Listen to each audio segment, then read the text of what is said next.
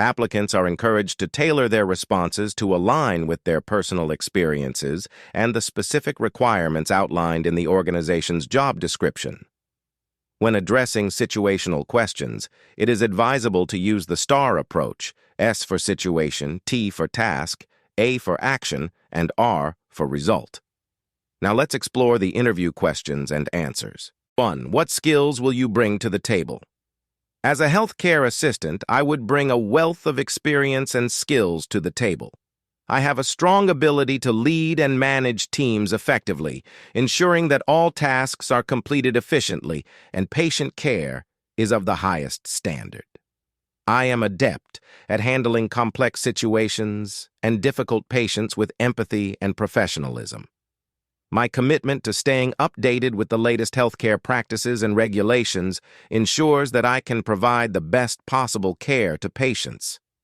I also have a proven track record of maintaining patient confidentiality and collaborating effectively with other healthcare professionals to achieve the best outcomes.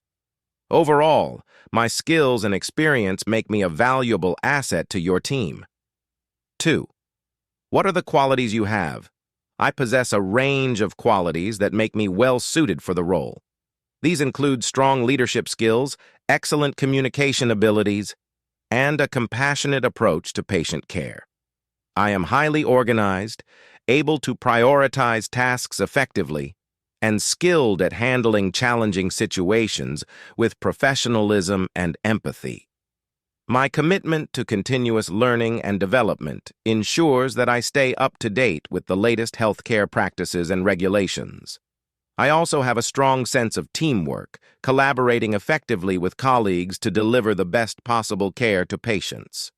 Overall, my qualities as a healthcare assistant make me a valuable asset to any healthcare team. 3. What do you understand by safeguarding? What are the measures of safeguarding your patient? Safeguarding refers to the process of protecting vulnerable individuals from harm, abuse, or neglect. Safeguarding measures include being vigilant for signs of abuse, following established protocols for reporting suspicions of abuse, ensuring patient confidentiality, providing a safe and secure environment, and promoting a culture of dignity and respect. It also involves working collaboratively with other healthcare professionals and agencies to ensure the safety and well-being of patients. 4. What is your understanding of patient confidentiality? Patient confidentiality is the principle that healthcare providers must keep all patient information private. This means not disclosing any information about a patient's health or treatment to anyone who is not directly involved in their care without the patient's consent. It also includes ensuring that patient records are stored securely and that only authorized personnel have access to them. Maintaining patient confidentiality is essential for building trust with patients and ensuring their privacy rights are respected. 5.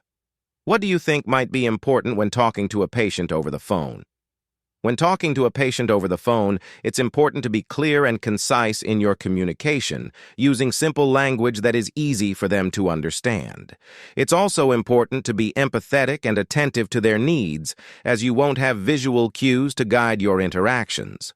Always identify yourself and the purpose of the call, and ensure that the patient's privacy is protected by ensuring that you are in a quiet, private area and avoiding discussing sensitive information in public places.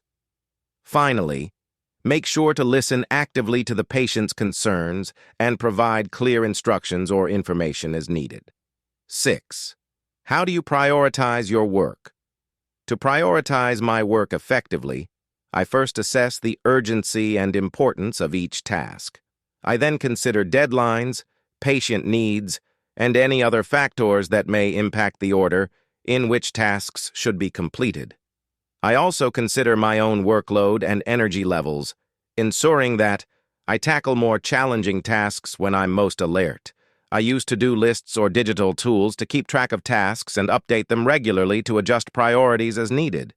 Regular communication with colleagues and supervisors also helps me ensure that I am focusing on the most important tasks at any given time. 7.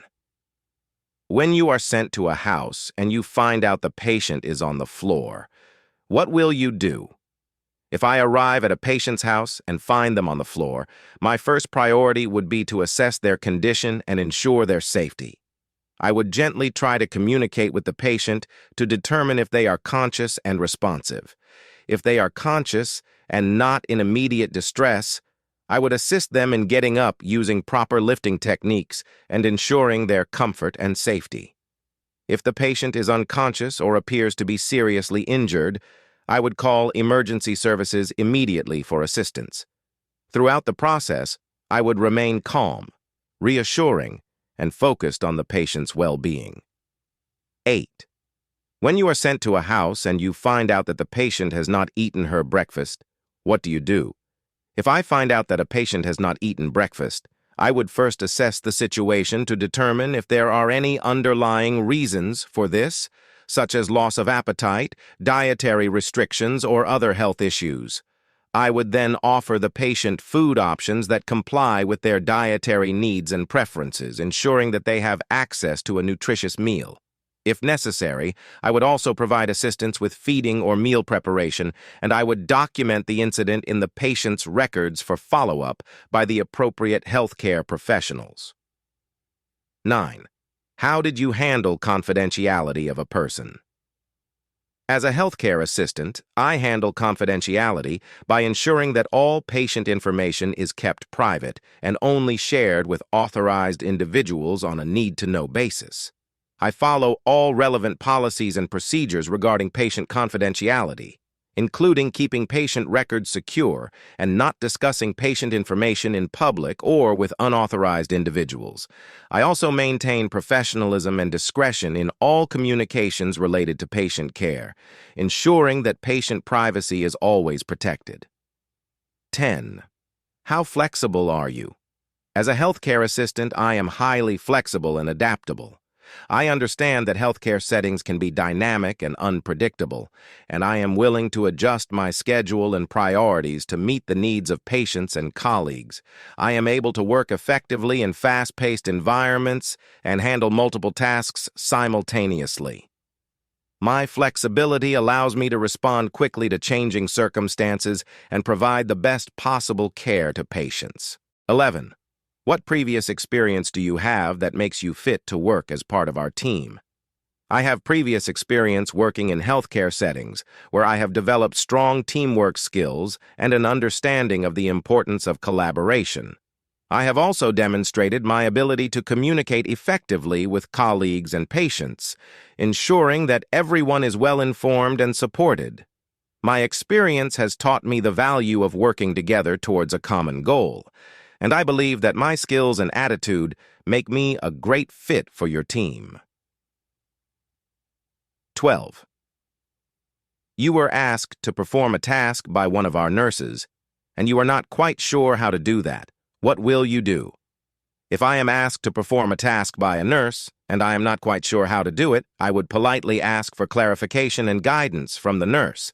I would also seek advice from more experienced colleagues or refer to relevant policies and procedures to ensure that I understand the task correctly and can perform it safely and effectively. It is important to communicate openly and seek help when needed to ensure the best possible care for the patient. 13. As part of your role, you will be expected to complete documentation. What information should be included to your documentation, and why is good documentation important? In my documentation, I would include relevant patient information such as vital signs, medication administration, care provided, and any changes in the patient's condition. Good documentation is important because it ensures continuity of care, facilitates communication between healthcare providers, and provides a legal record of the care provided. It also helps in monitoring the patient's progress and identifying any trends or issues that may need to be addressed. Accurate and timely documentation is essential for providing high-quality patient care and ensuring patient safety. 14. In a team, there is need to align with the local team. Why is good communication important, and what could be the barrier? Good communication is important in a team to ensure that everyone is aligned with the local team's goals and objectives. It helps to create a cohesive and efficient working environment where team members can collaborate effectively and share information and ideas. Good communication also helps to build trust and rapport among team members, which is essential for effective teamwork. Some barriers to good communication in a team include language barriers, differences in communication styles, lack of clarity or context in communication, and physical distance between team members. It is important to address these barriers by promoting open and transparent communication, providing training and support to improve communication skills, and using technology to facilitate communication among team members. 15. You arrive at a patient house, and the patient neighbor comes to ask how the patient is doing. What will you tell the neighbor? If a patient's neighbor asks about the patient's condition, I would politely inform them that I am not able to provide that information due to patient confidentiality policies. I would reassure them that the patient is receiving the necessary care and encourage them to direct any inquiries to the appropriate healthcare provider or the patient's family. 16. A nurse in charge asks you to take up a task that you are not sure about on how to do it. What will be your action, and how will you improve your practice so you are competent to undertake the task in future? If a nurse in charge asks me to take up a task that I am not sure about how to do, my first action would be to ask for clarification and further instructions from the nurse. I would also consult relevant resources, such as procedure manuals or online resources, to try to understand the task better. If I still feel unsure, I would seek guidance from a more experienced colleague or supervisor. To improve my practice and become competent to undertake the task in the future, I would take the following steps. 1. Attend training sessions or workshops related to the task to enhance my knowledge and skills. 2. Seek mentorship from experienced colleagues to learn from their expertise. 3. Practice the task under supervision to gain confidence and proficiency. 4. Reflect on my experiences and seek feedback to identify areas for improvement. 5. Keep abreast of new developments and best practices in the field through continuous learning and professional development. 17. How do you handle someone with pains? When handling someone in pain, it's crucial to approach them with empathy and understanding. I will start by assessing the type and intensity of their pain. Listen attentively to their concerns and validate their feelings. Provide comfort measures, such as offering a warm blanket or a comfortable position. I will follow the care plan or seek assistance from a healthcare professional if needed.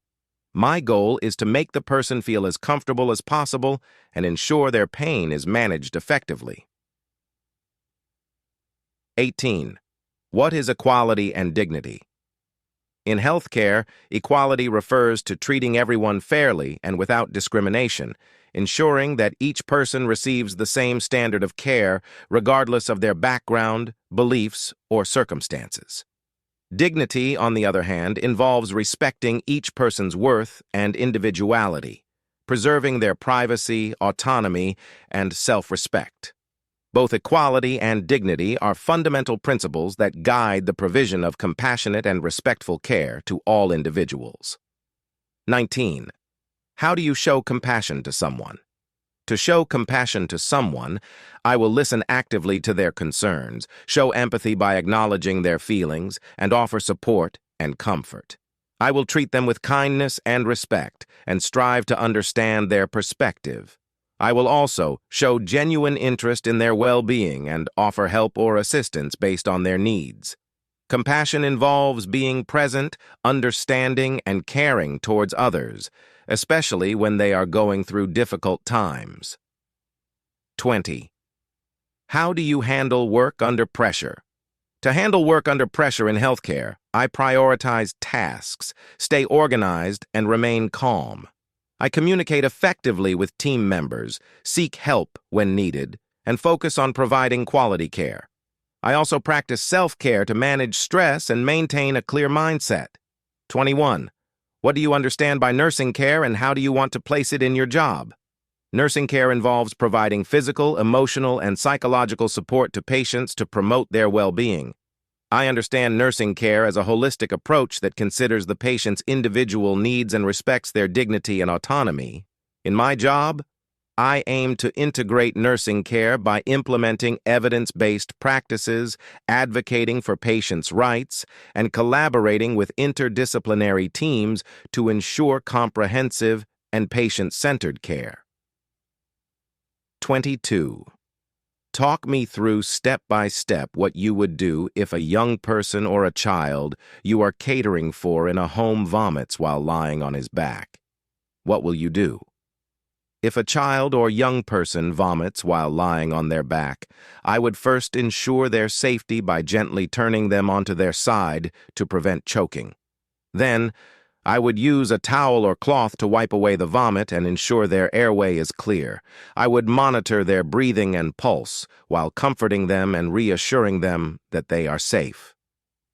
Depending on the situation, I would also consider informing senior healthcare professionals, like nurses, my manager, for further guidance and support. 23. What is complex care and have you been involved with families for many years? Complex care involves providing comprehensive and specialized support to individuals with complex health needs, often involving multiple medical conditions or disabilities. It requires a multidisciplinary approach to address the physical, emotional, and social aspects of care. Yes, I have been involved with families for many years, providing care and support to individuals with complex needs. I understand the importance of building trusting relationships, effective communication, and tailoring care plans to meet the unique needs of each individual and their family. 24. What do you understand by the term professional boundaries and how you do ensure these boundaries isn't broken? Professional boundaries refer to the limits that define the professional relationship between a healthcare worker and a patient, ensuring that it remains therapeutic and respectful. To ensure these boundaries are not broken, I maintain clear communication with patients and colleagues, maintain confidentiality, and avoid dual relationships. I also seek supervision and support when needed and adhere to professional codes of conduct and ethical guidelines. 25. Would you beforehand post a patient's family on Facebook, Instagram, and other social media platforms?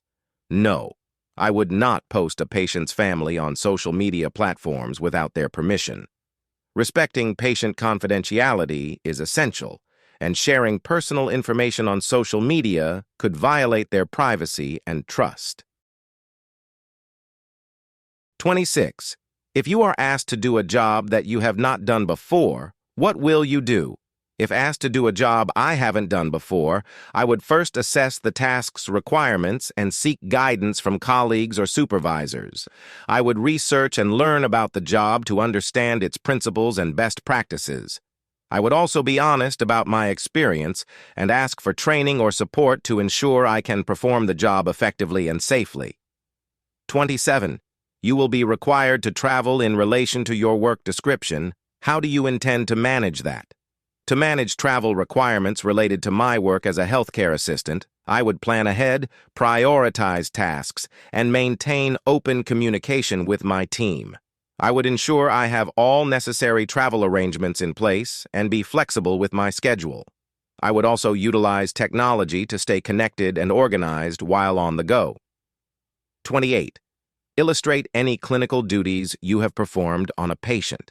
In previous clinical roles, I have performed various duties such as taking vital signs, administering medications, dressing wounds, and assisting with personal care tasks.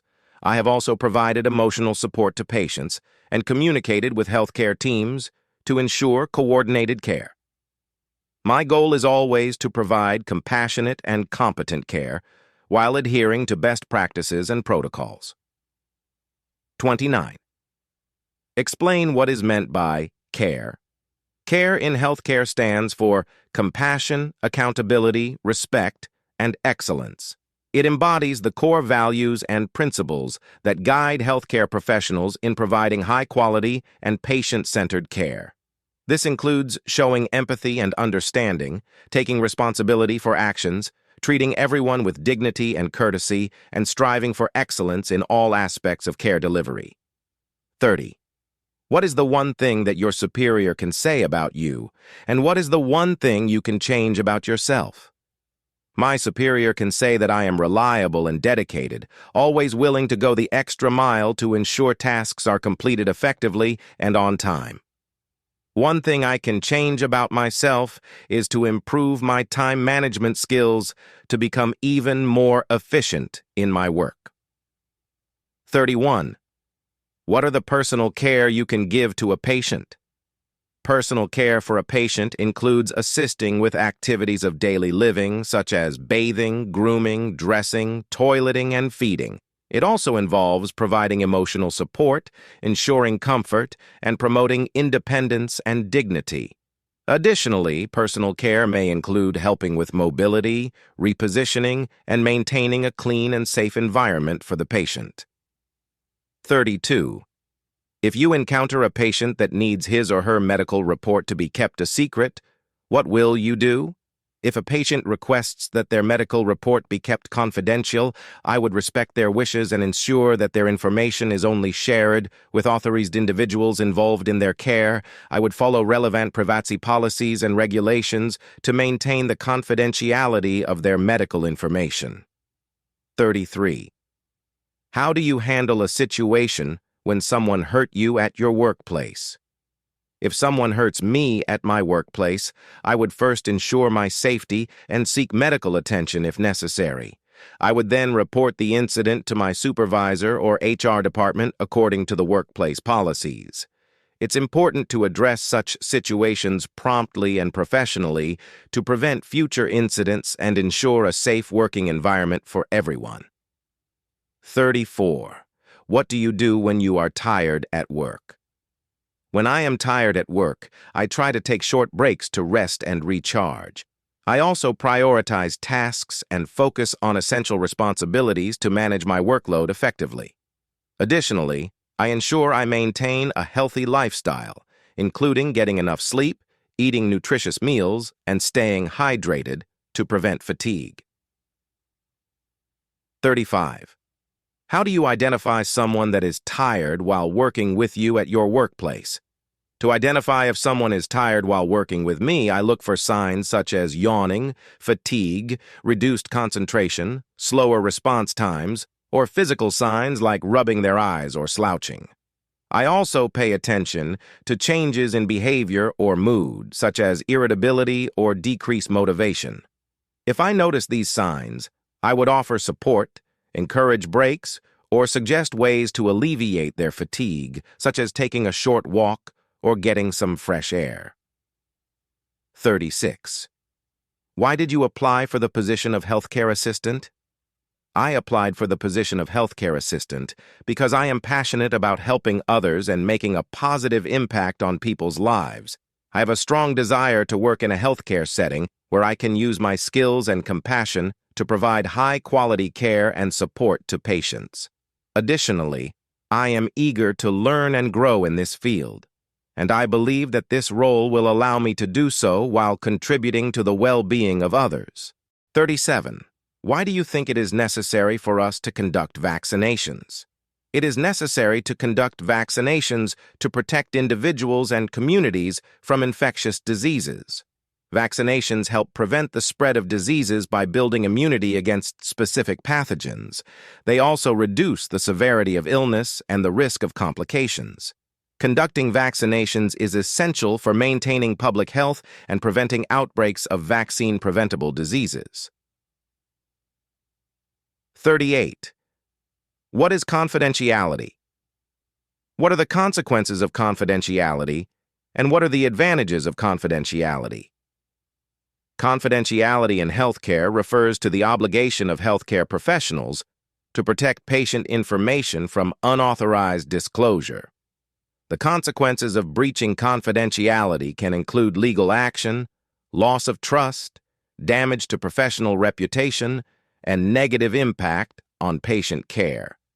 The advantages of confidentiality include building trust between patients and healthcare providers, maintaining patient privacy and dignity, and facilitating open and honest communication. Confidentiality also helps protect sensitive information and ensures that patients feel safe seeking healthcare services. 39. Give me an instance where you applied person-centered care. I applied person-centered care when caring for an elderly patient with dementia. Despite the patient's memory loss and confusion, I took the time to listen to their stories, understand their preferences, and engage them in activities they enjoyed. I also involved their family in care planning and decision-making to ensure the patient's needs and wishes were respected. This approach helped improve the patient's quality of life and foster a trusting relationship between us. 40. How will you pass vaccination information to someone that speaks English as second language? To pass vaccination information to someone who speaks English as a second language, I would use simple language. I will avoid medical jargon and use visual aids such as posters or diagrams to help convey the information. I would also use interpreters or language translation services if available to ensure clear communication. It's important to be patient, listen actively, and check for understanding to ensure the person receives accurate information about vaccinations. 41. What do you understand about the role of a healthcare assistant? As a healthcare assistant, I understand my role to be providing essential care and support to patients under the supervision of qualified healthcare professionals.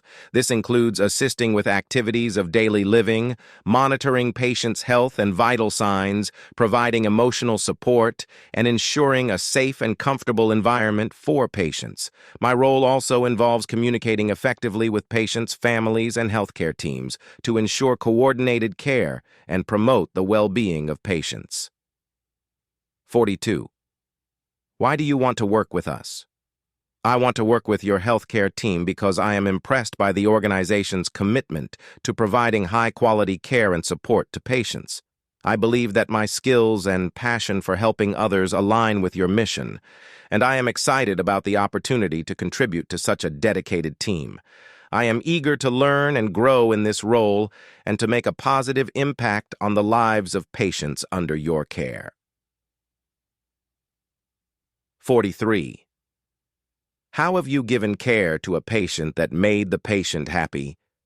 I once cared for a patient who was feeling very anxious and lonely. I took the time to sit with them, listen to their concerns, and provide emotional support. I also engaged them in activities they enjoyed, such as reading and listening to music. The patient's mood improved significantly, and they expressed gratitude for the companionship and care I provided. This experience taught me the importance of empathy and personalized care in making a positive impact on patients' well-being. 44. Share your experience in working as a team. In my previous role, I worked closely with a multidisciplinary team to provide care for patients with complex needs. I collaborated with nurses, doctors, therapists, and other healthcare professionals to develop and implement care plans. We communicated effectively to ensure coordinated care and shared information to provide the best possible care for our patients. My experience taught me the importance of teamwork in healthcare and the value of each team member's contributions in delivering high-quality care. 45. How would you describe diversity in patient health? Diversity in patient health refers to the wide range of backgrounds, cultures, beliefs, and health conditions that patients may have. It recognizes that each patient is unique and may have different needs and preferences when it comes to healthcare. Embracing diversity in patient health involves respecting and valuing these differences and providing care that is culturally sensitive, inclusive, and tailored to meet the individual needs of each patient. 46. When working with a doctor or nurse, what are steps to maintaining dignity in patient, and how do you manage anxiety in a female patient when attending to by a male doctor or nurse? To maintain dignity in a patient while working with a doctor or nurse, I would ensure privacy by closing curtains or doors and providing a gown or blanket for modesty.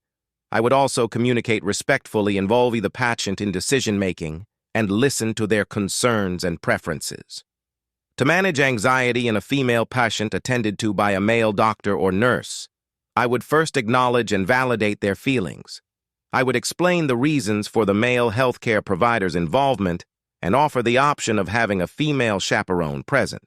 I would also ensure clear communication, provide reassurance, and respect the patient's wishes regarding their care. 47. What do you understand by teamwork, and explain when you have dealt with difficult colleagues and what were you able to do? Teamwork in healthcare involves collaborating effectively with colleagues to achieve common goals, provide high-quality care, and support each other in delivering the best possible outcomes for patients. It requires communication, mutual respect, and a willingness to share knowledge and expertise. In dealing with difficult colleagues, I have found that open and honest communication is key. I strive to understand their perspective and address any issues calmly and professionally. I focus on finding common ground and working towards a resolution that benefits the team and the patients we serve. I also seek support from supervisors or HR if necessary to address ongoing challenges. 48. What do you understand by sexual health? And how can you manage the sexual health of a patient?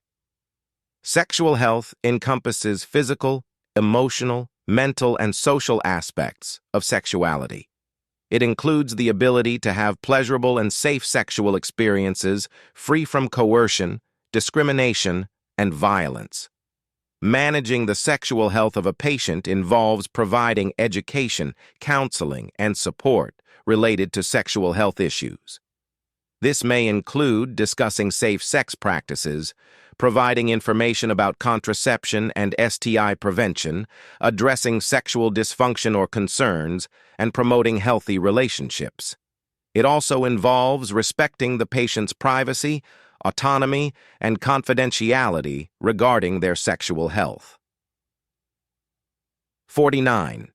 In a case where a mother brings her 13-year-old child to the clinic to ascertain maybe she is on contraceptive, how would you handle the situation?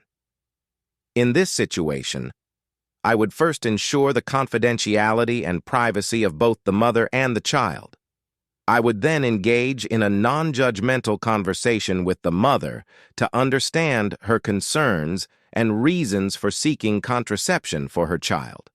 I would provide information about contraceptive options suitable for a 13-year-old and discuss the importance of involving the child in the decision-making process. I would also offer counseling and support to both the mother and the child, emphasizing the importance of open communication and education about sexual health. 50. Have you ever handled underage patient or adult? How did you attend to them? Was his in-visit or every day, and how did you deal with the patient? Yes, I have handled both underage patients, children, and adult patients in my previous roles. When attending to underage patients, I approach them with empathy, patience, and a gentle demeanor to make them feel comfortable and at ease. I explain procedures in a child-friendly manner, use appropriate language, and involve them in decision-making as much as possible. For adult patients, I ensure clear communication, respect their autonomy and dignity, and provide compassionate care tailored to their needs. Whether it was a visit or everyday care, I always prioritize the well-being and safety of the patient, ensuring they receive the best possible care and support. 51. How do you deal with a difficult patient? When dealing with a difficult patient, I approach the situation with empathy, patience, and professionalism. I listen actively to their concerns, validate their feelings, and try to understand the root cause of their behavior. I remain calm and composed, and I avoid taking their behavior personally. I communicate clearly and assertively, setting boundaries when necessary. I involve other members of the healthcare team if needed, and I seek guidance from supervisors or mentors to resolve the situation effectively. My goal is to address the patient's concerns and provide them with the best possible care while maintaining a safe and respectful environment for everyone involved. 52. How do you handle patient? Is it that they stay or come and go? I handle patients based on their individual needs and the nature of their condition. Some patients may stay for extended periods, such as those admitted in the hospital, while others may come and go for outpatient visits or treatments. Regardless of their stay duration, I provide compassionate care, prioritize their well-being, and ensure they receive appropriate support and information to manage their health effectively. 53. Tell me what experience you have as a healthcare assistant. As a healthcare assistant, I have experience providing hands-on care to patients, including assisting with personal hygiene, mobility, and daily activities. I have supported patients with various medical conditions, ensuring their comfort and safety. I have also communicated effectively with healthcare teams and families, documenting patient information accurately and following care plans. My experience has taught me the importance of empathy, professionalism, and teamwork in delivering high-quality care. 54. What is your experience with community work and understanding of re-enablement? My experience with community work includes providing support and care to patients in their homes or community settings. I have worked with individuals undergoing re-enablement, which involves helping them regain skills and independence after an illness, injury, or surgery. This includes assisting with daily activities, mobility exercises, and providing emotional support. I understand re-enablement as a holistic approach to care that focuses on empowering individuals to achieve their full potential and improve their quality of life. 55. What is your understanding of respecting someone's dignity and privacy, and do have an example? Respecting someone's dignity and privacy in healthcare means treating them with respect, recognizing their inherent worth, and honoring their right to confidentiality. This includes maintaining their privacy during care, ensuring they are treated with empathy and compassion, and involving them in decision-making about their care. One example of respecting dignity and privacy is when caring for an elderly patient in a hospital setting. I ensured the patient's privacy by closing the curtains around their bed during personal care activities. I also communicated respectfully, explaining each step of the care process and asking for their consent before proceeding. This approach helped maintain the patient's dignity and autonomy, while ensuring they received the care they needed. 56. When you are in a challenging situation, how did you respond to it quickly, and what did you do? In challenging situations, I respond quickly by staying calm and assessing the situation. I identify the key issues and prioritize actions to address them effectively. I communicate with team members and seek their input to find solutions collaboratively. I also draw on my training and experience to make informed decisions and adapt to changing circumstances. Overall, I remain focused on providing the best possible care and support to those involved while maintaining a professional and compassionate approach. 57. Have you ever been in a situation where things do not go as planned, and how did you go about it? Yes, I have been in situations where things did not go as planned. In one instance, a patient's condition deteriorated unexpectedly, and we had to respond quickly to stabilize them. I remained calm, prioritized the patient's safety, and worked closely with the healthcare team to provide the necessary care. We followed protocols, communicated effectively, and adapted our approach to meet the patient's needs. This experience taught me the importance of flexibility, teamwork, and quick thinking in challenging situations. 58. Can you tell us a time when you made a mistake at work, and how did you approach it with your manager, and what did you learn from it? Yes, I once made a mistake at work by administering the wrong medication to a patient. I immediately realized my error, stopped the administration, and informed my manager. I apologized to the patient and explained the situation honestly. My manager appreciated my transparency and supported me in rectifying the mistake by closely monitoring the patient for any adverse effects. From this experience, I learned the importance of double-checking medications and following proper protocols. I also learned the value of open communication and admitting mistakes, as it allows for quick resolution and prevents future errors. 59. Can you tell me how you will deal with a lot of work when you know that you will have to travel across a town to give care? To deal with a lot of work and travel across town to provide care, I would prioritize tasks based on urgency and importance. I would plan my schedule efficiently, allowing enough time for travel between locations. I would also communicate with my team and supervisors to ensure they are aware of my workload and availability. Additionally, I would utilize time management techniques, such as creating a daily schedule and setting realistic goals, to manage my workload effectively. 60.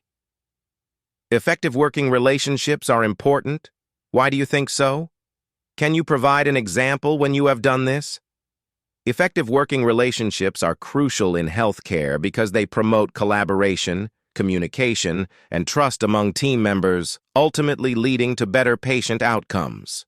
When healthcare professionals work together cohesively, they can share knowledge and resources, make informed decisions, and provide comprehensive care to patients. An example of when I demonstrated effective working relationships is when I collaborated with nurses, therapists, and other healthcare providers to develop and implement a care plan for a patient with complex needs.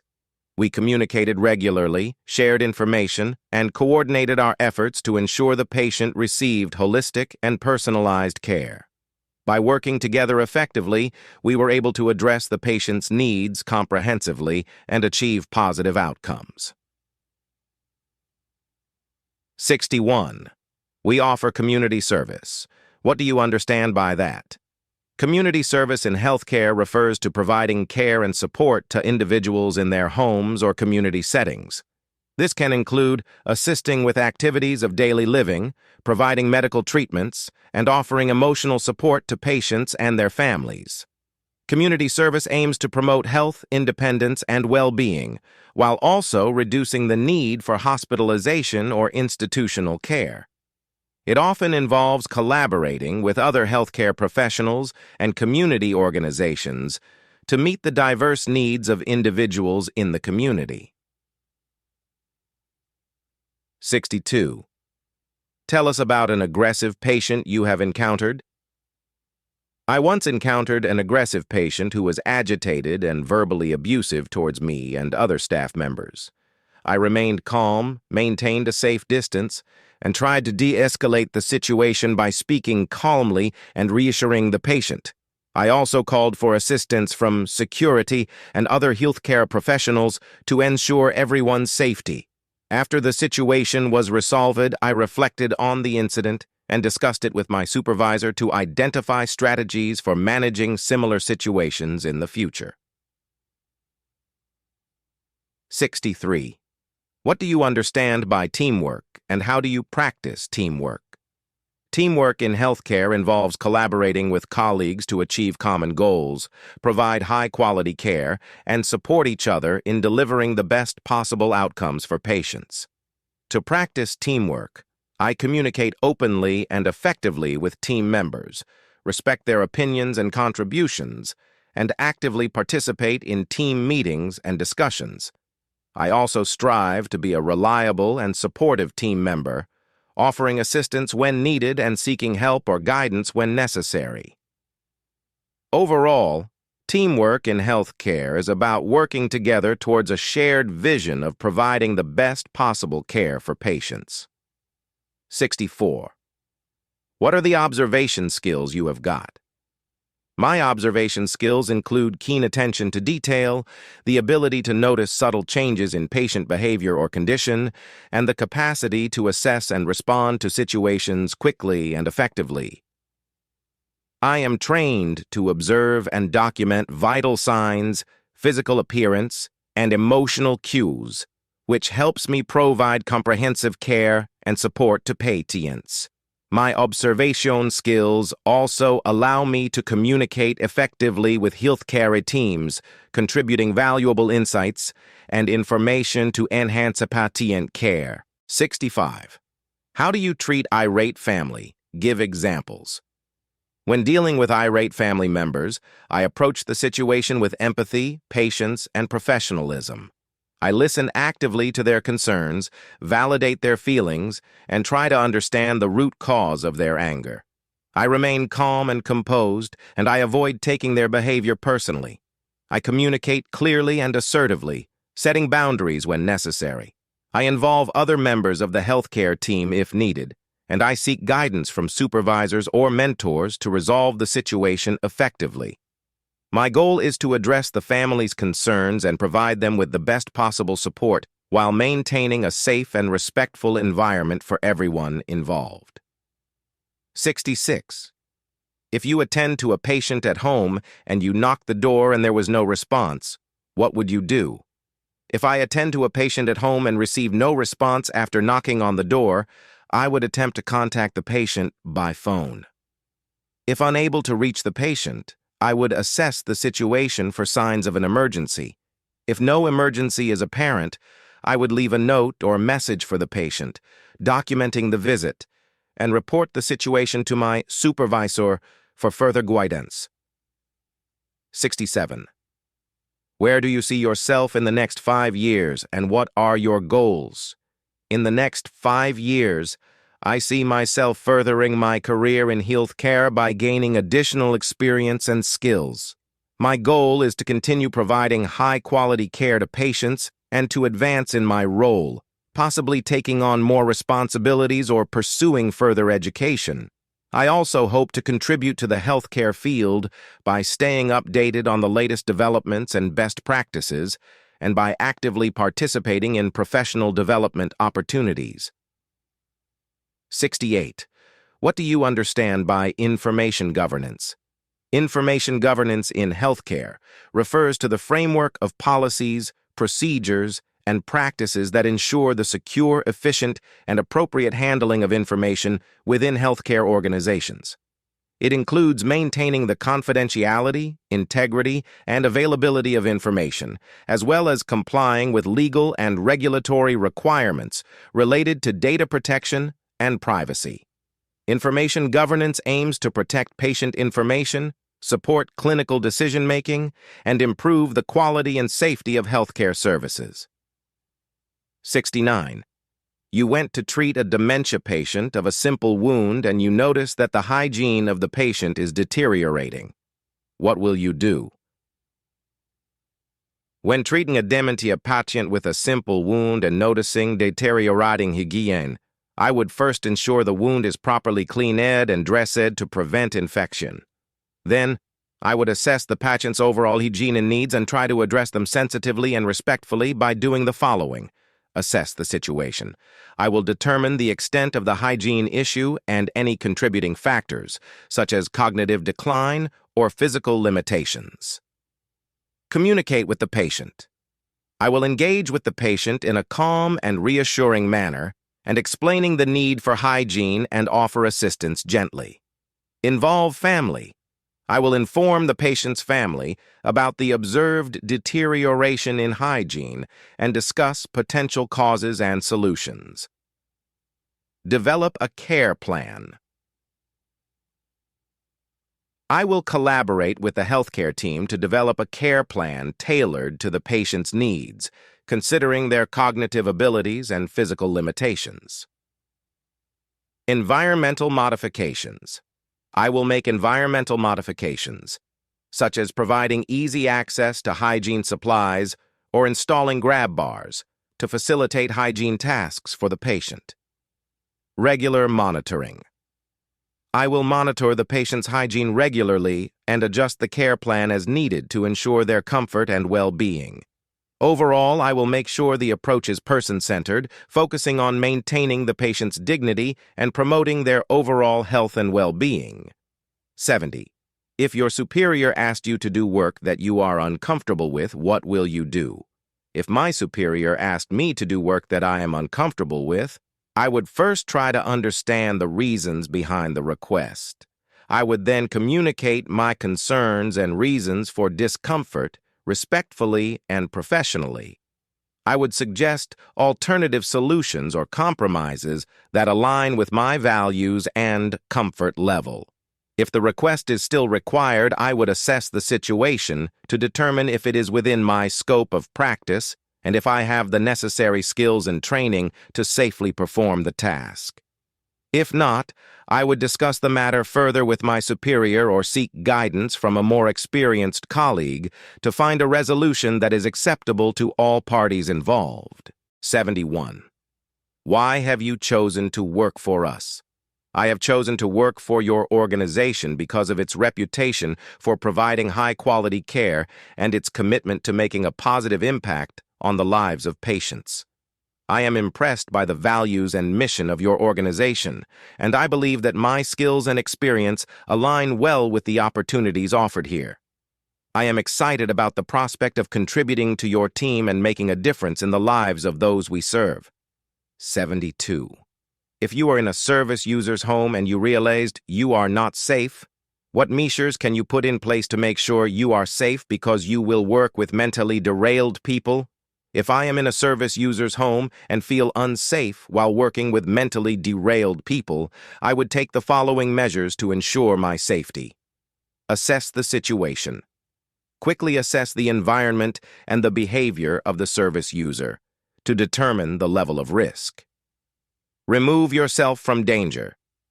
If possible, calmly and discreetly remove yourself from the unsafe situation. Call for help. If you feel threatened or unsafe, call for assistance from a colleague, supervisor, or emergency service. Maintain distance. Keep a safe distance from the service user and avoid any physical contact that could escalate the situation. Stay calm and reassure. Remain calm and speak in a reassuring tone to the service user, if appropriate, to try to de-escalate the situation. Use personal safety equipment. If available, use personal safety equipment such as gloves or a panic alarm to protect yourself. Follow organizational policies. Follow the policies and procedures of your organization for handling challenging or unsafe situations. Document the incident. After ensuring your safety, document the incident accurately and report it to your supervisor or the appropriate authority. Seek support. Seek support from your colleagues, supervisor, or a mental health professional if you feel overwhelmed or traumatized by the incident. Reflect and learn. Reflect on the incident to identify any triggers or warning signs and learn from the experience to improve your safety measures in the future. 73. What experience are you bringing to the table that you know you can work with? I am bringing several years of experience working in healthcare settings, including hospitals and home care. I have experience providing personal care to patients, assisting with activities of daily living, and supporting individuals with various medical conditions. I am skilled in communication, teamwork, and problem-solving, which I believe are essential for providing high-quality care. I am also committed to continuing my professional development and staying updated with the latest healthcare practices to enhance my skills and contribute effectively to the team. 74. Tell us about your good and bad experience. In my experience as a healthcare assistant, I have had both good and bad experiences. One of my good experiences was when I was able to provide comfort and support to a patient who was feeling anxious and alone. I was able to calm them down, listen to their concerns, and stay with them until they felt better. It was rewarding to see the positive impact I had on the patient's well-being. On the other hand, I have also had challenging experiences, such as dealing with difficult patients or situations where I felt overwhelmed. However, I have learned from these experiences and have become more resilient and better equipped to handle similar situations in the future. Overall, both the good and bad experiences have helped me grow both personally and professionally, and I am grateful for the learning opportunities they have provided. 75. Who are your role model? My role model in healthcare is Florence Nightingale. Her dedication to nursing and patient care, as well as her commitment to improving healthcare practices, inspires me. I admire her compassion, leadership, and pioneering spirit, and I strive to emulate her values in my own practice as a healthcare assistant. 76. Describe yourself in 3 words. I would describe myself as compassionate, reliable, and dedicated. Compassionate. I genuinely care about the well-being of others and strive to provide empathetic and supportive care to those in need. Reliable. I am dependable and can be trusted to fulfill my responsibilities and commitments consistently. Dedicated. I am committed to providing the best possible care and service, and I am willing to go the extra mile to achieve positive outcomes for patients and colleagues. 77. When you are in the hospital and your patient is not happy, what do you do? When a patient is not happy in the hospital, I would first listen to their concerns and empathize with their feelings. I would try to understand the root cause of their dissatisfaction and address it appropriately. This may involve explaining procedures or treatments more clearly, addressing any issues with their care or environment, or involving other members of the healthcare team to find a solution. My goal would be to ensure that the patient feels heard, valued, and supported, and to work towards resolving their concerns to improve their overall experience. 78. What do you know about the Health and Safety Act in UK? The Health and Safety at Work Act 1974 is the primary legislation governing health and safety in the UK. It sets out the general duties that employers have towards employees and members of the public, and employees have to themselves and to each other. The Act requires employers to ensure, so far as is reasonably practicable, the health, safety, and welfare at work of all their employees. This includes providing a safe working environment, safe equipment, and safe systems of work, as well as adequate training and supervision. Employers must also conduct risk assessments and take measures to control any risks identified. 79. What skills and qualities do you have on the job? Some skills and qualities I have for the job include strong communication skills, which are essential for interacting with patients, colleagues, and other healthcare professionals. Compassion and empathy, which are important for providing sensitive and supportive care to patients. Attention to detail, which is crucial for observing and recording patient information accurately. Adaptability and flexibility, as healthcare settings can be fast-paced and unpredictable. Teamwork skills, which are essential for collaborating effectively with other healthcare professionals to provide the best possible care for patients. Time management skills, which are important for prioritizing tasks and managing workload efficiently. Problem-solving skills, which are useful for identifying and addressing issues that may arise in the course of patient care. Professionalism, including a strong work ethic, integrity, and respect for patient confidentiality. 80. What will you do to take care of a person suffering from dementia? To take care of a person suffering from dementia, I would establish a routine. Create a consistent daily routine to help the person feel more secure and oriented. Ensure safety. Remove potential hazards and implement safety measures to prevent accidents. Provide assistance with daily tasks. Help with personal hygiene, dressing, eating, and medication management. Communicate effectively, use a simple language, maintain eye contact, and be patient and supportive in your interactions. Engage in meaningful activities. Encourage activities that the person enjoys and that are stimulating and engaging.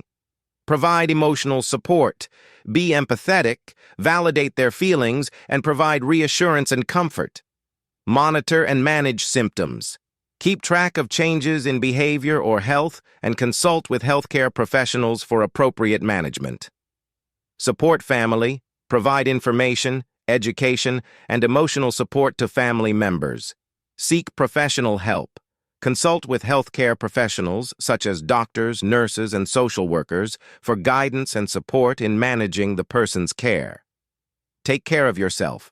I will ensure I have the support and resources I need to manage the challenges of caring for someone with dementia. 81. You received a call, and she said she does not really like her husband. What will you do?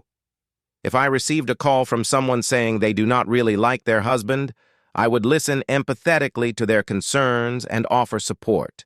I would try to understand the underlying issues and provide guidance on how they can address their feelings in a healthy and constructive manner. If the situation suggests potential abuse or harm, I would follow the appropriate reporting procedures to ensure the safety and well-being of all parties involved. 82. How will your friends and family describe you? My friends and family would describe me as caring, dependable, and compassionate. They would say that I am always willing to lend a helping hand and that I have a positive and empathetic nature. They would also mention that I am reliable and trustworthy, someone they can always count on. Overall, they would say that I am a kind-hearted and genuine person who values relationships and strives to make a positive impact on those around me. 83. What do you understand by the word compassionate? Compassionate means to show kindness, empathy, and understanding towards others, especially during difficult times. It involves being sensitive to the needs and feelings of others and taking action to alleviate their suffering or distress. Compassion is about recognizing the humanity in others and responding with warmth and care. 84.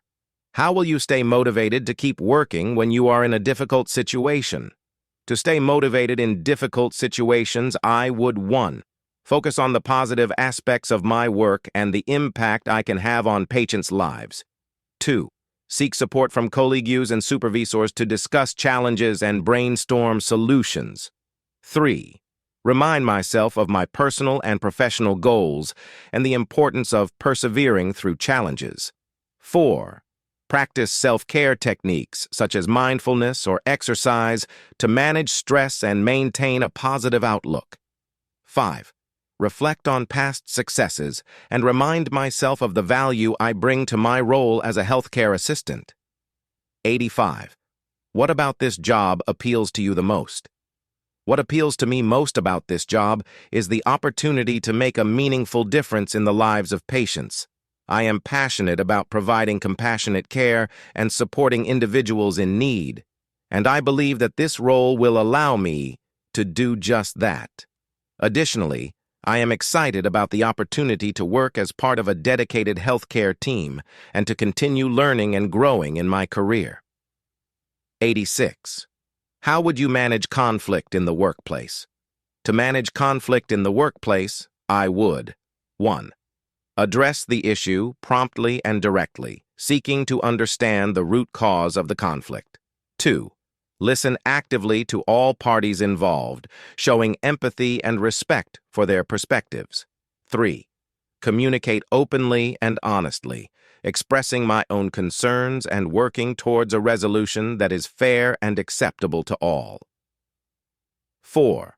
Collaborate with colleagues and supervisors to find a mutually agreeable solution and prevent future conflicts. 5. Remain calm and professional, even in challenging situations, and focus on finding a positive outcome for everyone involved. 87. If a young person approaches you and say he wants to hurt himself, what will you do? If a young person approached me and said they wanted to hurt themselves, I would take the following steps. 1. Stay calm and reassure the person that they are not alone and that help is available. 2. Listen empathetically to their concerns without judgment, showing understanding and support. 3. Assess the level of risk by asking about their thoughts and intentions regarding self-harm. 4. If the person is in immediate danger, ensure their safety by removing any harmful objects and staying with them until help arrives. 5. Encourage the person to seek professional help, such as speaking to a counselor, therapist, or healthcare provider. 6. Offer to accompany them to seek help or provide information about local mental health services and helplines. 7. Follow up with the person to check on their well-being and offer ongoing support. 8. Document the incident and report it to appropriate authorities or healthcare professionals as required by organizational policies. 88. What will you do if a young person refuses to do what you ask them to do? If a young person refuses to do what I ask them to do, I would first try to understand the reason for their refusal. I would approach the situation with empathy and patience, acknowledging their feelings and perspective. I would then try to engage them in a discussion to find a compromise or alternative solution that meets their needs while also addressing the task at hand. If necessary, I would involve their parents or guardians, as well as other healthcare professionals, to provide additional support and guidance. The goal would be to maintain a positive and respectful relationship with the young person while ensuring their safety and well-being. 89. What is the most challenging part of your role? In my current role, I work as a healthcare assistant in a hospital setting. I find the most challenging aspect of my role to be managing the high volume of tasks and responsibilities while ensuring that each patient receives the care and attention they need. However, I also find this aspect of my role to be the most rewarding, as I am able to make a positive impact on the lives of patients by providing compassionate care and support. I find great satisfaction in knowing that I am able to help patients feel more comfortable and at ease during their time in the hospital. 90. What is your strength? My strength lies in my ability to communicate effectively and empathetically with patients and colleagues.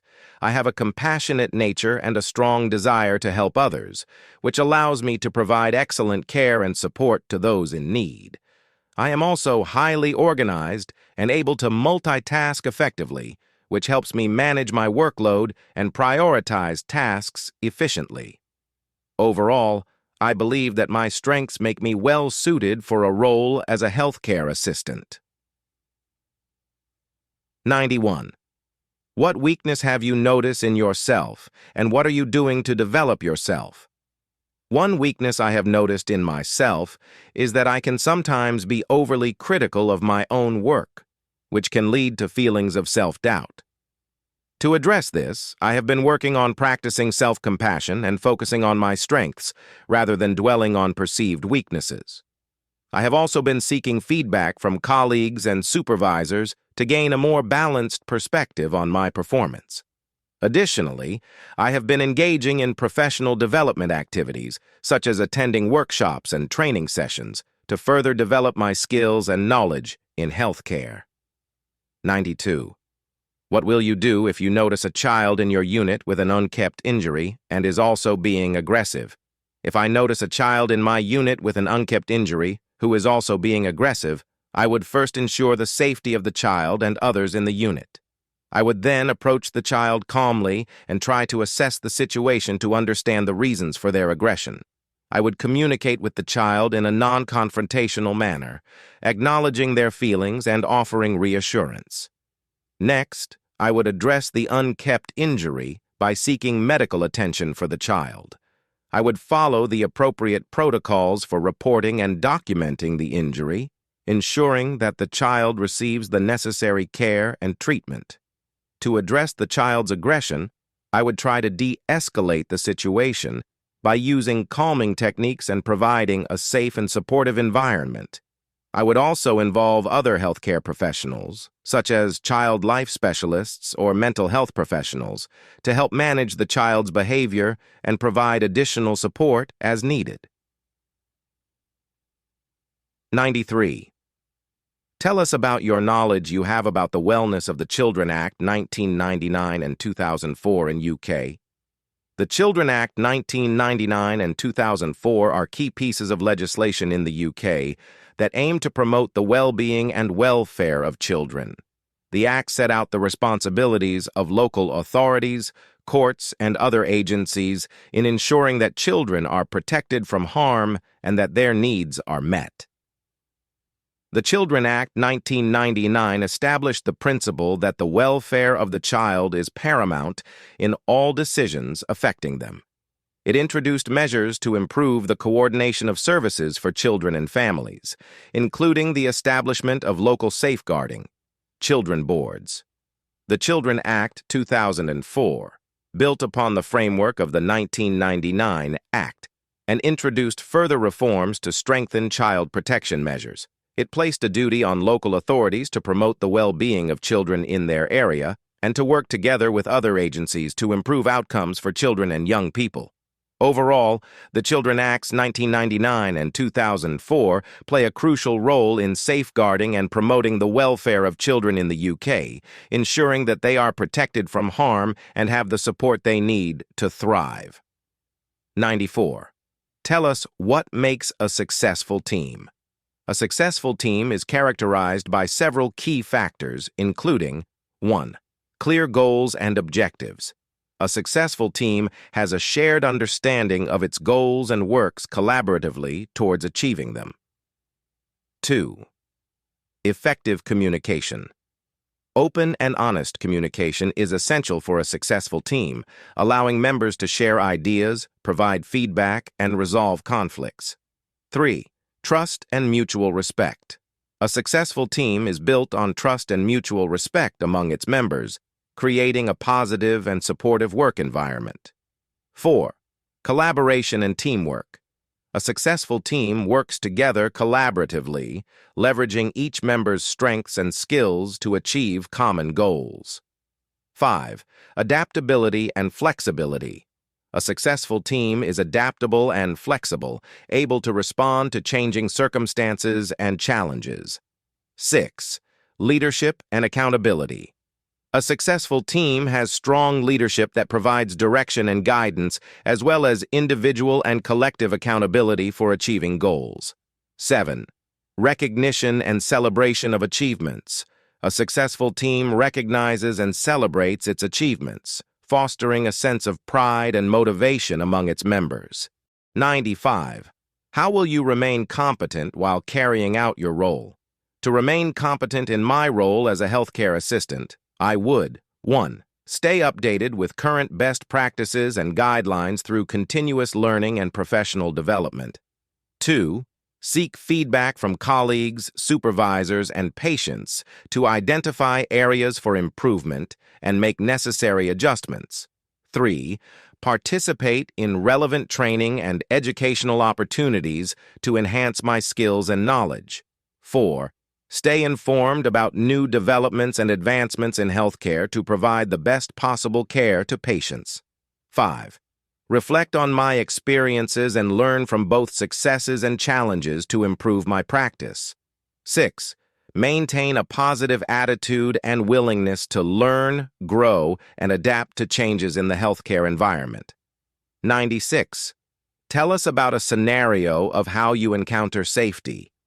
In a scenario where safety was a concern, I was working with a patient who had mobility issues and needed assistance with transferring from their bed to a chair. I ensured that the environment was free from obstacles and that the patient's mobility aid was in good condition. I also used proper lifting techniques and sought assistance from another healthcare worker when necessary to prevent injury to myself or the patient. Additionally, I communicated effectively with the patient throughout the process to ensure their comfort and safety. 97. Tell us about where you showed kindness and integrity.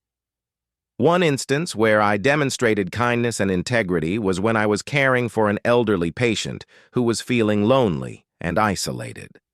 I took the time to sit and listen to her, providing companionship and emotional support. I also ensured that her needs were met with compassion and dignity, respecting her autonomy and preferences. Additionally, I advocated for her to receive additional social support and activities to improve her quality of life. Overall, I believe that showing kindness and integrity in my interactions with patients is essential for building trust and providing holistic care. 98. Tell us what activities you will play or encounter with the service user. Some activities I may play or encounter with service users include 1. Assisting with personal care tasks such as bathing, dressing, and grooming. 2. Engaging in recreational activities such as board games, puzzles, or arts and crafts. 3. Providing companionship and conversation to alleviate feelings of loneliness or isolation. 4. Encouraging physical activity through exercises or walks outdoors, if appropriate. 5. Supporting service users with daily living tasks such as meal preparation, eating, and medication management. 6. Facilitating social interactions and group activities to promote a sense of community and belonging. 7. Tailoring activities to meet the individual interests and preferences of each service user, ensuring that they feel valued and engaged. 99. How and why would you feel if at the end of your shift you are involved or witness an incident at work? If at the end of my shift I am involved in or witness an incident at work, I would feel a range of emotions depending on the nature of the incident. I would feel concerned for the well-being of those involved and may feel a sense of responsibility to ensure that appropriate actions are taken to address the situation. I would also feel a sense of urgency to report the incident and provide any necessary assistance or support. Additionally, I may feel anxious or unsettled, especially if the incident was particularly challenging or traumatic. Overall, my primary focus would be on ensuring the safety and well-being of all individuals involved and following the appropriate protocols and procedures to address the incident effectively. 100. What steps will you take if a patient you went on walk with get escape? If a patient I went on a walk with were to escape, I would take the following steps. 1. Remain calm and assess the situation to determine the patient's whereabouts and any potential risks. 2. Alert other staff members and notify the appropriate authorities, such as security or the police, to assist in locating the patient. 3. Provide a detailed description of the patient, including their appearance, last known location, and any relevant medical information. 4. Conduct a thorough search of the area, focusing on nearby locations where the patient may be found or seeking assistance from community members. 5. Communicate with the patient's family or caregivers to inform them of the situation and request their assistance in locating the patient. 6. Follow organizational protocols and procedures for managing missing patients, including documenting the incident and any actions taken. 7. Implement measures to prevent similar incidents in the future, such as reviewing security protocols and conducting additional supervision of patients during outdoor activities. 101. You are on a general observation and you see a patient dirty the place, what will you do? If I see a patient dirty the place while on general observation, I would take the following steps. 1. Approach the patient calmly and respectfully. 2. Explain to the patient the importance of maintaining cleanliness and hygiene in the environment. 3. Offer assistance to the patient in cleaning up the mess, if appropriate and safe to do so. 4. If the patient is unable or unwilling to clean up, I would inform the relevant staff members, such as housekeeping or nursing staff, to address the issue. 5. Document the incident in the patient's record, including any actions taken and the patient's response. 6. Follow up with the patient to ensure that the issue has been resolved and to provide any necessary support or education on hygiene practices. 102. If a service user has injury and is not treated and you found the patient on the bed and not willing to undergo care, what will you do? If a service user has an injury and is not willing to undergo care, I would 1. Approach the patient calmly and respectfully, acknowledging their concerns and preferences. 2. Explain the importance of receiving treatment for their injury to prevent complications and promote healing. 3. Listen to the patient's reasons for refusing care and address any misconceptions or fears they may have. 4. Offer alternative options for care, such as seeking a second opinion or discussing other treatment options. 5. Respect the patient's autonomy and right to make decisions about their own care, while also emphasizing the potential benefits of receiving treatment. 6. Document the incident in the patient's record, including the reasons for refusal and any actions taken to address the situation. 7. Monitor the patient's condition closely and continue to offer support and encouragement to help them make informed decisions about their care. 103. What would you do when you notice one of your team members is breaching dignity? If I notice one of my team members breaching dignity, I would 1. Approach the team member privately and respectfully discuss the situation, pointing out the specific behavior that is breaching dignity. 2.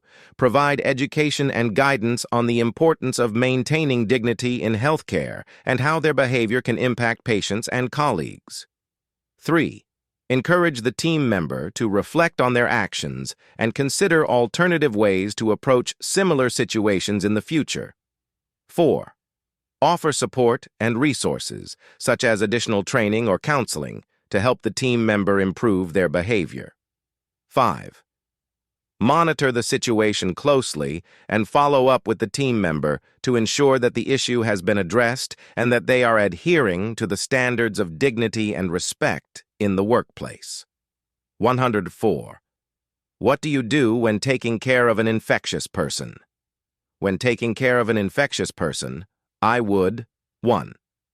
Follow standard infection control procedures, including hand hygiene, wearing appropriate personal protective equipment, PPE, and disposing of contaminated items properly.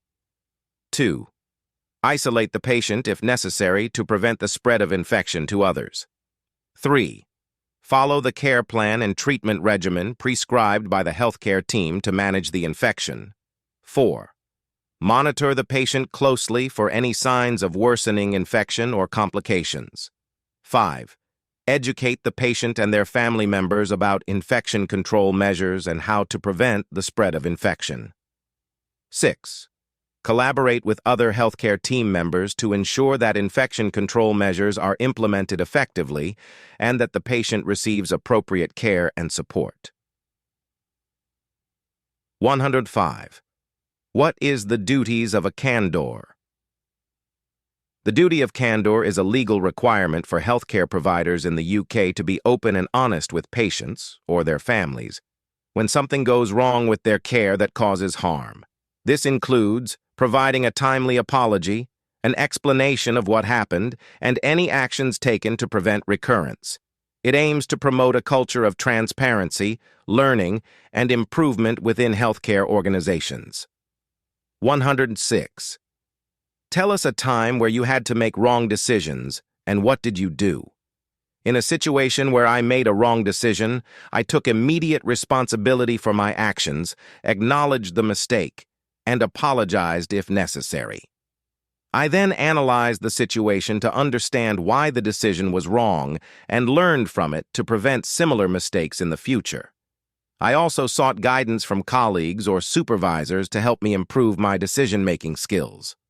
Overall, I used the experience as an opportunity for growth and development, demonstrating my commitment to learning from my mistakes and improving my performance. 107. Tell us about a time you helped your colleague to navigate work. In a situation where I helped a colleague navigate work, I provided guidance and support to ensure they understood their responsibilities and tasks. I shared my knowledge and experience to help them overcome challenges and achieve their goals. I also encouraged open communication and collaboration to foster a positive working relationship. Overall, I demonstrated my willingness to help others succeed and contribute to a positive work environment. 108. What do you understand by dementia? Dementia is a progressive neurological condition that affects memory, thinking, and behavior. It is characterized by a decline in cognitive function that interferes with daily life and activities.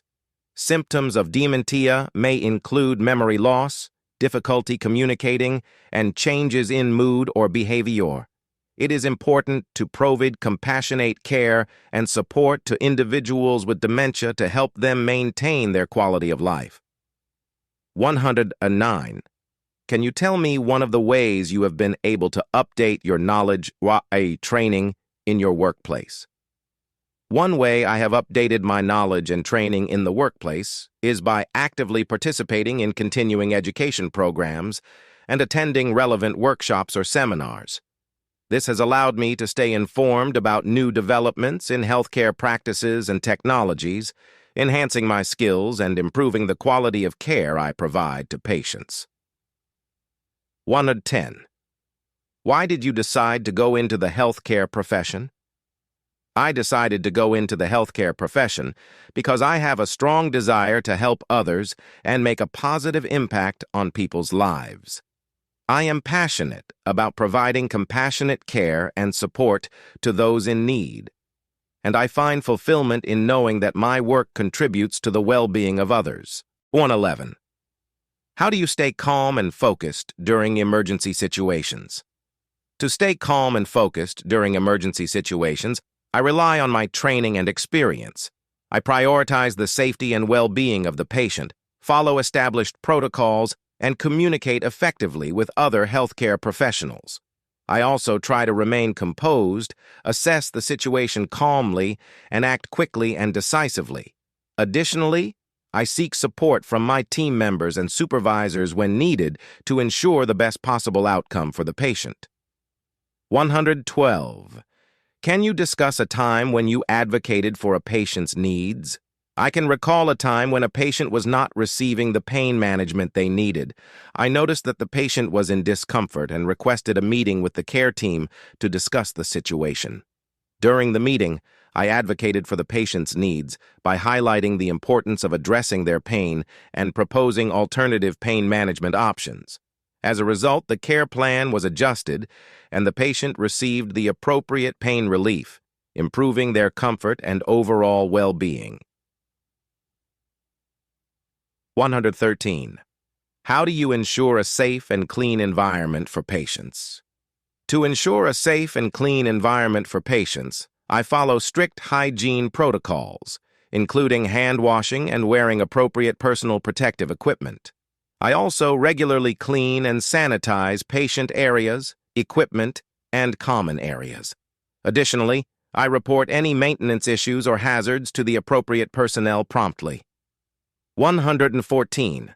How do you stay calm and focused during emergency situations? During emergencies, I remain calm by relying on my training and experience. I prioritize patient safety and follow established protocols. I communicate effectively with the healthcare team and make decisions quickly and confidently. I also seek support from colleagues when needed to ensure the best outcome for the patient. 115. How do you ensure cultural sensitivity and competence in your care?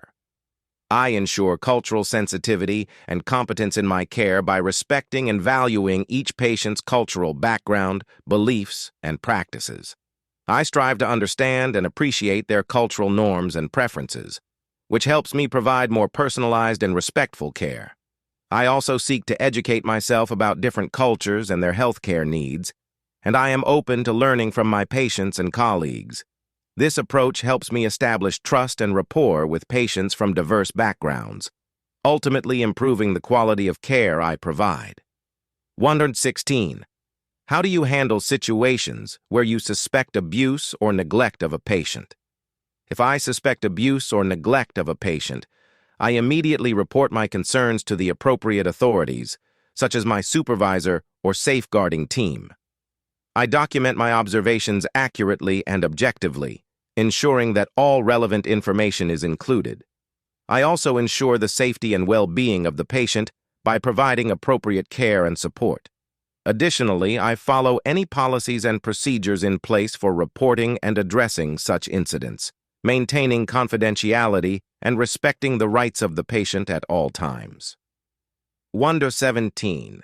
Can you discuss a time when you had to quickly learn and adapt to a new healthcare technology or system? There was a time when my workplace introduced a new electronic health records (EHR) system.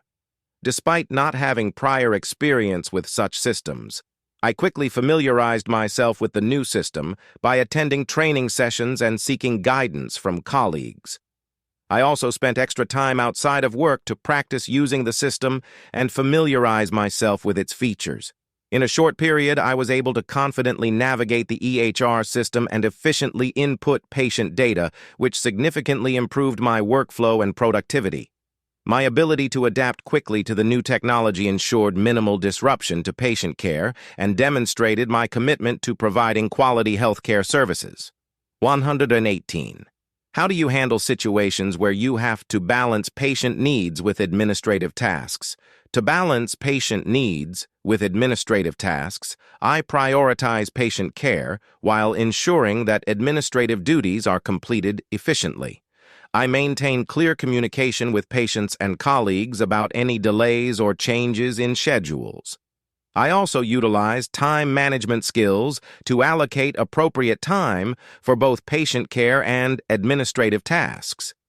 Additionally, I seek support from my team when necessary to ensure that patient needs are met while addressing administrative responsibilities. 119. How do you ensure that you are upholding the values and ethics of healthcare in your practice? To uphold the values and ethics of healthcare in my practice, I adhere to professional standards and guidelines. I prioritize patient safety, dignity, and confidentiality in all interactions. I also demonstrate respect, empathy, and compassion towards patients and colleagues. Additionally, I engage in continuous learning and development to stay updated with healthcare best practices and regulations.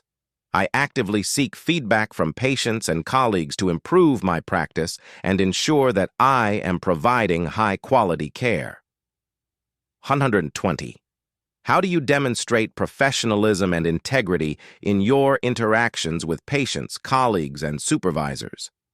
I demonstrate professionalism and integrity by maintaining a positive attitude and treating everyone with respect and dignity. I communicate openly and honestly, and I always strive to meet the highest standards of care. I am also reliable and accountable for my actions, taking ownership of my responsibilities. Additionally, I actively listen to others and seek feedback to improve my practice. My goal is to build trust and rapport with patients, colleagues, and supervisors, ensuring a collaborative and supportive work environment.